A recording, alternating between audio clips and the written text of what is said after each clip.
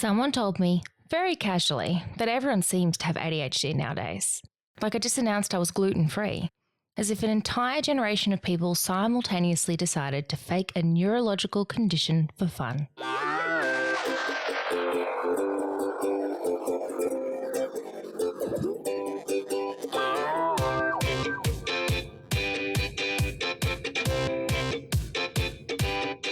Today we're talking about the thing nobody warned you about after diagnosis. It's not the medication. It's not the assessments. It's telling people and figuring out who actually deserves to know. Anyway, this is Anyway, I Have ADHD, a podcast for people whose brains work on a different operating system and nobody gave them the manual. I'm Han, late diagnosed ADHD, mum of two, founder of Neurospice Nation, and still slightly confused by the fact that nobody noticed for 31 years. Not one person. It's almost like they've never met me. Every week we pick apart a different corner of ADHD life. The stuff that's funny now but wasn't at the time, the stuff that's still not funny, and the stuff that's actually useful. No shame, no hustle, no wellness bro energy, just chaos. But warm chaos. With takeaways and hopefully you feeling slightly less alone or crazy.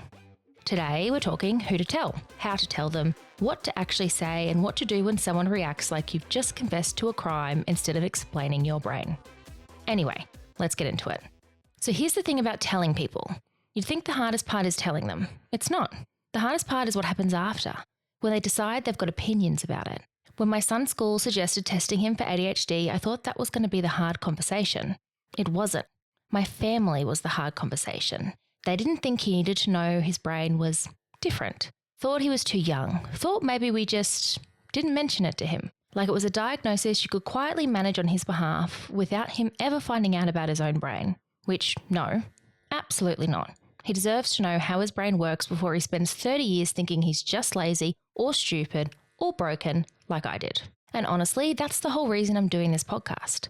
Every time someone tells a kid their diagnosis is something to manage quietly, that's the stigma renewing its own lease. The only way that changes is if more of us say it out loud, normally, in the zeitgeist, until my brain works differently is about as loaded as I wear glasses. That's not going to happen by keeping it a family secret. So I said no, we're not quietly managing this. We're telling him, loudly if required. And then there's my personal favourite, well, everyone just seems to have ADHD nowadays line. Said to me very casually like I just told them I was gluten-free, as if an entire generation of people simultaneously decided to fake a neurological condition just for fun. And then there's my dad. When I told him about my diagnosis, I told him it was highly genetic and that I honestly thought I got it from him. And he just flat out denied it. Not even a no, and not even a that's interesting, just no. Which is its own kind of funny because the deflection was so fast and so total it was basically doing the thing it was denying. 3 different people, 3 different flavours of the same reaction. Nobody was trying to be cruel. They just didn't know what to do with the information. So they did the thing humans do when they don't know what to do. They minimized it, denied it, or decided they knew better than the person actually living in the brain. Anyway, that's the bit nobody warned you about. But who actually needs to know? Not everyone needs to know. That's allowed. Disclosure isn't a moral obligation, it's a tool. You use it when it gets you something. Accommodation, understanding, less energy spent masking. If it's not going to get you anything, you don't owe anyone your diagnosis. There are 3 types of people worth thinking about.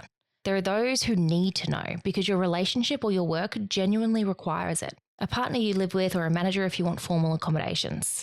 Then you've got people who benefit from knowing because it'll help them understand you better, not because they're entitled to it. Think close friends or family you're close to. Then there's people who don't need to know. Acquaintances, that one coworker, your Uber driver, no matter how good the conversation is going. So how do you actually tell someone? Skip the TED Talk. You don't need to explain the DSM criteria to your best friend. Most disclosures work better small and specific than big and comprehensive. There are 2 approaches that work. The first is the direct drop. Something like, hey, I got diagnosed with ADHD recently. Wanted you to know, not looking for anything, just didn't want to keep it from you. Then you've got the context drop. Say something like, I got diagnosed with ADHD a few months back, which explains a lot about why I insert your reasoning here. For me, that's normally constantly interrupt when I'm overly excited. Both are fine. There's no wrong door. The wrong move is over-preparing a speech and then never saying it. So now what do you actually say? Let's talk workplace specific here. If it's for accommodation, keep it functional, not emotional. You're not asking permission to have a brain. You're describing a need. For example, I was recently diagnosed with ADHD. It doesn't affect my ability to do the work, but I've found Then insert your specific thing, like written instructions instead of verbal, noise-cancelling headphones, flexible deadlines. Helps me do it well. Just wanted to flag that. That's it. You don't need to justify further. You don't need to prove you deserve it.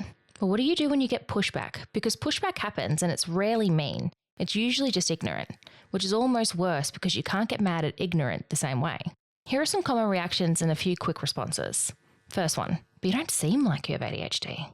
You could say, yeah, that's kind of the point. I've been managing it my whole life without knowing what it was. Or you might get, everyone's a little ADHD though. Oh, but you could say back to them, sure, everyone's a little forgetful. Not everyone's diagnosis affects their ability to function at work or in a relationship or day to day. You don't have to win this one, you can just end it there. You might come across someone saying, isn't that just an excuse?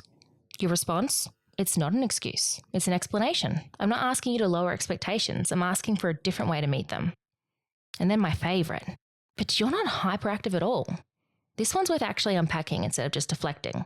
Hyperactivity doesn't always look like bouncing off the walls. In a lot of adults, especially those diagnosed later, the hyperactivity goes internal. It turns into racing thoughts and a mind that won't switch off. Restlessness you feel instead of restlessness people can't see. Researchers actually have a name for it, internal restlessness. And studies on adults with ADHD have found it shows up strongly even when there's no visible fidgeting at all.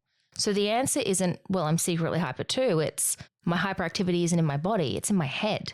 I'm not still on the inside, even when I look calm.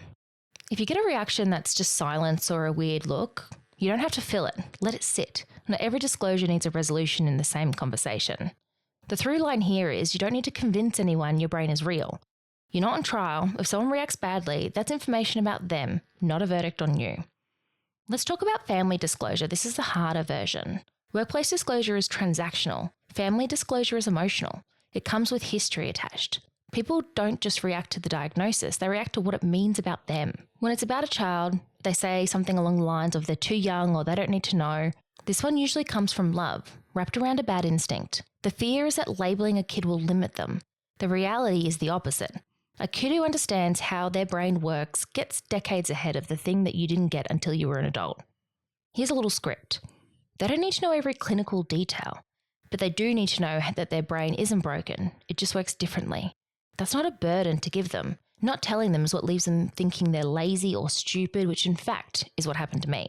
You don't need permission to tell your own kid something true about themselves. This one you can hold firm on. Then when you've got a parent denying their own likely ADHD, the oh no, that's not me reaction, it's rarely about you. It's about them not wanting to look back at their whole life through that lens. That's confronting. Denial is often just self-protection with bad manners. You could say something along the lines of, you don't have to agree with me on that one. I just wanted to mention it because it's genetic and it might explain some things. No pressure either way. Then just drop it. You planted the thought. You don't have to win the argument in the same conversation. And with parents, you usually won't. One thing to take away from today is that disclosure is a tool, not a test. You get to decide who earns it, how much detail they'll get, and when. Nobody else's discomfort is your responsibility to manage. Now remember, this podcast is for information and connection, not medical advice. If you're struggling, please reach out to a professional or contact Lifeline on 131114. Okay, that's a wrap on the diagnosis journey, the origin story, the assessment, the meds, the lifestyle stuff, the grief, and now telling people. If you've been here since episode 1, thank you. You've basically done the whole thing with me. Next week, we're starting a new run. The okay, so what does actual daily life look like arc? First up, doom piles. The stuff you've been avoiding for 6 months that's somehow still sitting there judging you. Anyway, I have ADHD. And if you're here, you probably do too. You're not broken, you're just a lot. New episodes every Wednesday. Follow the show so you don't miss one. And if you forget to follow and then forget the show exists entirely, no judgment. That's why I'm also on Instagram and TikTok at NeurospiceNation. Come find me, send me a DM, tell me your diagnosis story. I genuinely want to hear it. It's not just something I say. If today's episode helped even a little, a rating or review goes a long way. It's how other spicy brains find the show, and frankly, my ego could use it. See you next week.